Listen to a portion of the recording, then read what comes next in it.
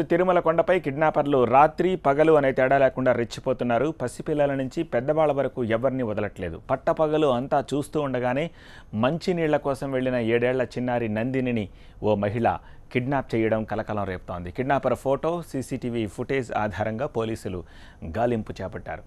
కన్నబిడ్డ కనిపించకపోవడంతో కన్నీరు మున్నీరుగా విలపిస్తున్నారు తల్లిదండ్రులు.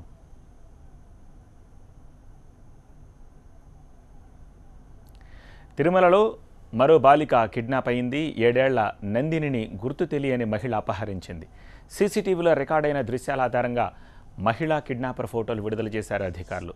చిన్నారిని అపహరించింది కర్ణాటకకు చెందిన మహిళగా అనుమానిస్తున్నారు పోలీసులు.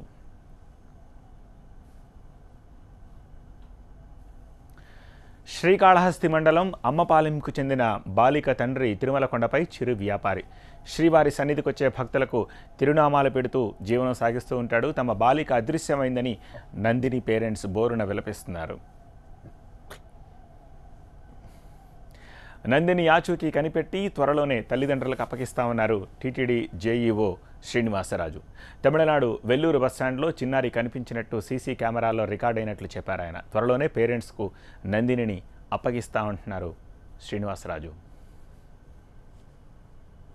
తిరుమలలో ఏ సంఘటన జరిగినా సంఘటన యొక్క పూర్వాపరాలు పరిశీలించకుండానే పోలీస్ డిపార్ట్మెంట్ వారి అలసత్వమనో, విజిలెన్స్ అండ్ సెక్యూరిటీ విభాగం టీటీడీలోని వారి అలసత్వమనో అనుకోవడం ఈ సంఘటన బట్టి పూర్తిగా పొరపాటు.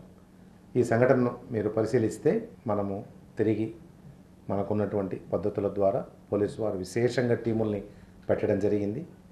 ఎంతో సీరియస్గా వారు తీసుకొని ఆల్రెడీ ముందుకు వెళ్తున్నారు. తప్పకుండా తిరుపతి అర్బన్ పోలీస్ వారు విశేషమైన కృషి ఈ విషయంలో ముందు నుంచి కూడా ఎన్నిసార్లు ఆటుపోట్లు ఎదుర్కొన్నా చాలా గట్టిగా కృషి చేసి తిరిగి బిడ్డను తీసుకొని వచ్చి తల్లిదండ్రులకు అందిస్తున్నారు.